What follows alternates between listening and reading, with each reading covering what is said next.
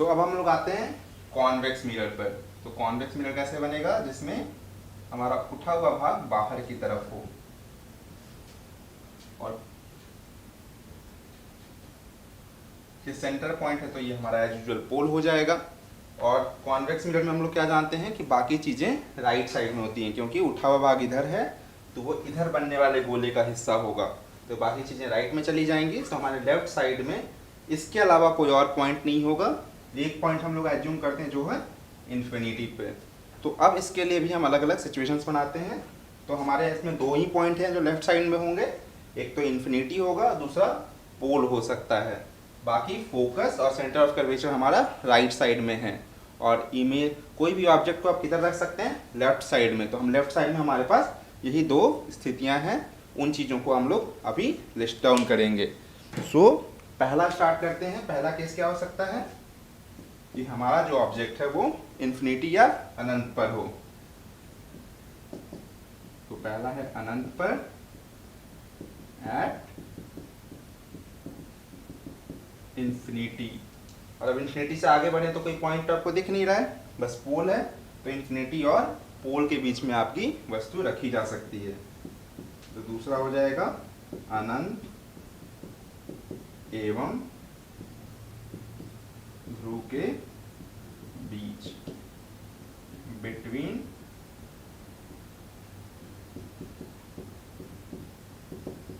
Infinity and pole.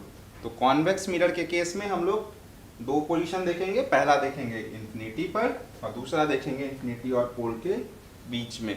तो इसके अलावा कोई और स्थिति इसमें उत्पन्न नहीं होती है। तो ये केस होता है हमारा कॉन्वेक्स मिरर का या उत्तल दर्पण का।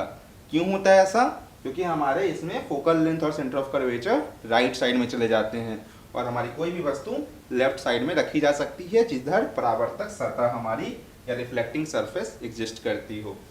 अब चलिए हम लोग एक एक अलग अलग स्थितियों पे, पहले कॉनकेव मिरर फिर कॉन्वेक्स मिरर पर हम लोग समझते हैं कि कैसे कैसे वस्तुओं के प्रतिबिंब बनेंगे, किस किस तरह से रेज पास करेंगी और क्या क्या इंटरसेक्शन पॉइंट हमारा बनेगा। तो एक एक करके हम आगे बढ़ेंगे। स्टार्ट करते हैं हम लोग कॉनकेव मिरर से। तो चलिए सबसे पहले कॉनकेव मिरर बना लेते हैं। आप लोग भी साथ साथ बनाते जाइए। कॉनकेव मिरर में जो ये पॉइंट हमारा क्या हो जाएगा, पोल मतलब P पॉइंट हो जाएगा। ये जिसका हिस्सा होगी वो सेंटर ऑफ कर्वेचर होगा और एक पॉइंट होगा जो यहाँ पे फोकल लेंथ की तरह काम करेगा। तो सबसे पहले हम लोग स्टार्ट करेंगे इन्फिनिटी से।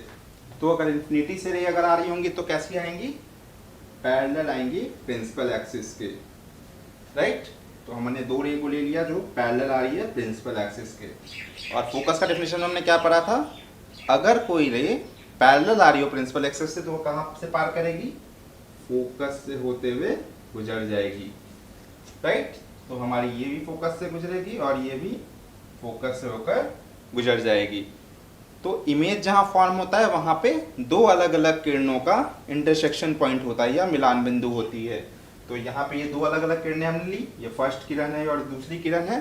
ये दोनों परावर्तन के बाद इस पॉइंट से होकर गुजर रही है। तो इसका मतलब क्या हो गया कि हमारा प्रतिबिंब कहाँ बनेगा, प्रतिबिंब बनेगा हमारा फोकल लेंथ पे। तो हमारा अगर ऑब्जेक्ट या वस्तु इन्फिनिटी पे हो या अनंत पर हो तो हमारा इमेज या प्रतिबिंब कहाँ बन रहा है, फोकस पर। क्योंकि यही तो फोकस का हमारा डेफिनेशन था। तो हमारा प्रतिबिंब बन रहा है फोकस पर। और फोकस पर चूंकि सारी रेज आकर एक ही बिंदु पे टकराएंगी, चाहे कितना भी बड़ा हमारा ऑब्जेक्ट हो, उसका साइज क्या रह जाएगा, उसका साइज हो जाएगा पॉइंट साइज या बिंदु आकार का हो जाएगा। बिंदु साइज होगी उस पार्टिकुलर इमेज की साइज। तो हमारा जो भी ऑब्जेक्ट इन्फिनिटी पे अगर रखा है तो उसका इमेज बनेगा फोकस पर और उसका साइज होगा पॉइंट साइज। और चूंकि ये इमेज हमारा लेफ्ट साइड में बन रहा है, हमारे बाईं तरफ बन रहा है, तो ये इमेज में एक्चुअली में क्या देख रहे हैं हम कि रेज टकरा रही हैं। और रेज अगर एक्चुअली में टकराए तो किस तरह का इमेज बनता है हमारा, रियल इमेज बनता है। हमारा इमेज बनेगा रियल इमेज, मतलब वास्तविक प्रतिबिंब हमारा बनेगा इसमें। और रियल इमेज के बारे में हम क्या जानते हैं कि ये इमेज जनरली उल्टी होती हैं, मतलब इन्वर्टेड होती हैं।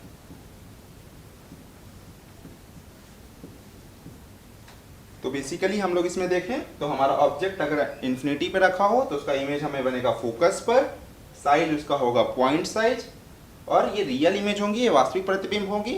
और वास्तविक प्रतिबिंब की एक प्रवृत्ति होती है कि ये उल्टी होती हैं या इन्वर्टेड होती हैं, तो ये भी इन्वर्टेड होनी चाहिए, बट चूंकि ये बिंदु तरह का है तो इसमें आपका इन्वर्टेड का कोई मतलब नहीं रह जाता है। तो हमें मोस्टली इस पॉइंट तक याद रखना है कि ऑब्जेक्ट अगर इन्फिनिटी पर है तो हमारा इमेज बनेगा फोकल लेंथ पर, और वो बनेगा रियल इमेज बनेगा, और उसका साइज होगा एक बिंदु के जैसा।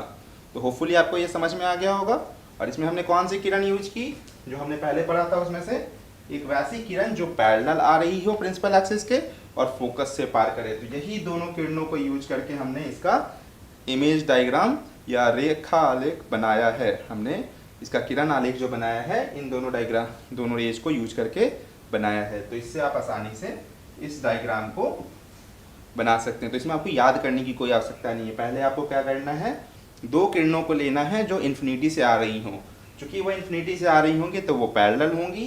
पैरेलल होने का मतलब हुआ कि वो फोकस से पार करेंगी, और चूंकि दो किरणें दोनों फोकस से ही पार कर रही हैं तो मतलब उसी जगह पे हमारा उसका प्रतिबिंब बनेगा। और सारी किरणें जो भी दूर से आएंगी वो उसी पॉइंट से पार करेंगी। तो हमारा मतलब क्या हो गया कि साइज हमारा पॉइंट साइज रह जाएगा। तो इस तरह से हमारे इस पार्टिकुलर इमेज को हम ड्रॉ कर सकते हैं।